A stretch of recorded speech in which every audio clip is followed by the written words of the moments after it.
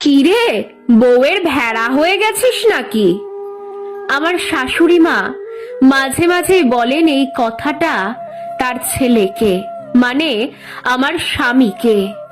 সারা দিনের রান্না বান্না, ছেলেকে পড়ানো, ওর স্কুল ইত্যাদি আরো যাবতীয় দায়িত্ব সামলানোর পর যে দিনগুলোতে আমার শরীর বড়ই ক্লান্ত লাগে, মনে হয় আর বুঝি আজ রাতের রুটি বানাতে পারবো না সবার জন্য।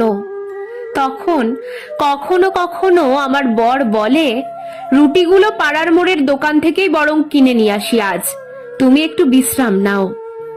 এহেন কথা কানে গেলেই আমার শাশুড়ি মা চিৎকার করে ওঠেন, বাবু কি সব আবোল তাবোল বকছিস?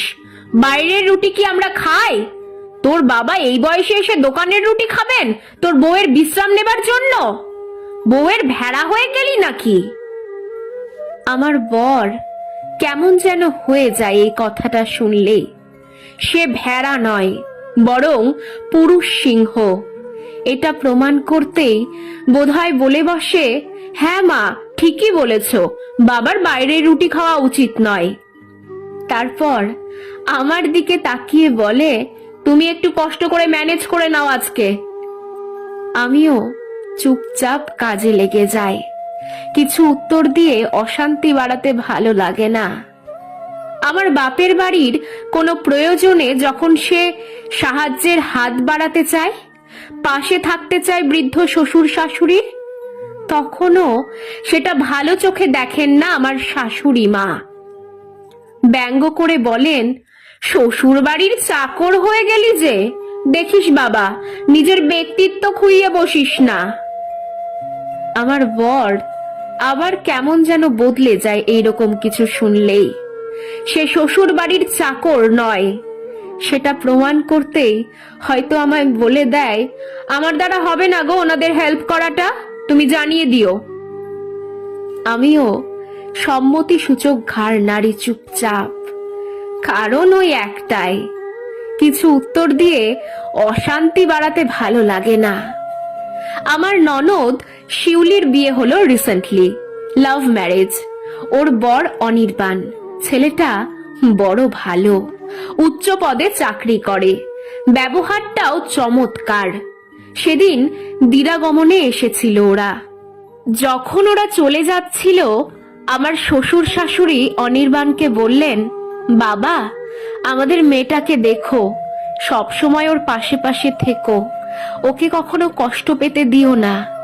অনির্বাণ হেসে বলল, আমি সব সময় শিউলির পাশেই আছি আর পাশেই থাকবো।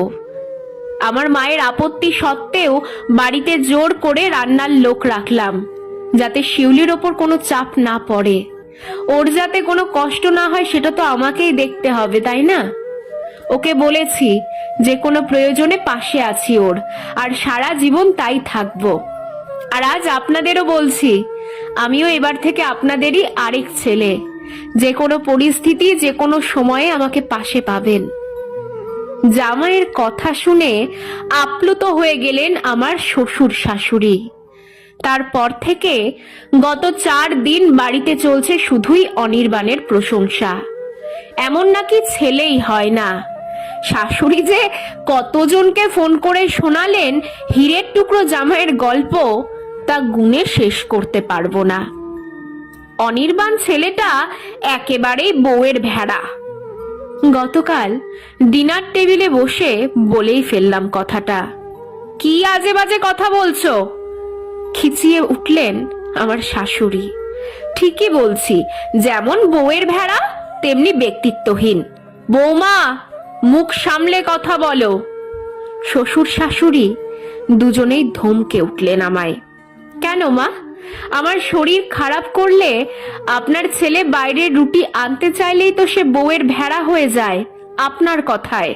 তাহলে অনির্বাণ মায়ের আপত্তি সত্ত্বেও বাড়িতে রান্নার লোক বহাল করলো, শুধু যাতে বউয়ের ওপর চাপ না পড়ে তাই। তাহলে আপনার যুক্তি অনুসারেই তো সে আরো বড় বউ ভেড়া। আমার বাবা মাকে কোনো ব্যাপারে আপনার ছেলে সাহায্য করতে গেলেই আপনার মতে সে ব্যক্তিত্বহীন হয়ে যায়, শ্বশুর বাড়ির চাকর হয়ে যায়। তাহলে অনির্বাণ যখন আপনাদের পাশে থাকতে চাইছে সব ক্ষেত্রে, তাহলে সেও তো ব্যক্তিত্বহীন হয়ে যায়, তাই না? কিন্তু যে যুক্তিতে ছেলেকে ভেড়া বা ব্যক্তিত্বহীন হওয়া থেকে আটকেছেন, সেই একই যুক্তিতে জামাইকে কেন আটকাচ্ছেন না বলুন তো? যে কাজ করলে আপনাদের ছেলেকে কটাক্ষ করেন, সেই একই কাজ করলে জামাইকে হীরের টুকরো বলছেন কেন মা?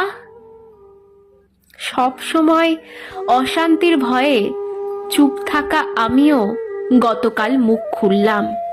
না, ঝগড়া করিনি, শুধু যুক্তি সাজিয়ে বললাম কয়েকটা কথা, আর নির্বাক করে দিলাম ওনাদের দুজনকে।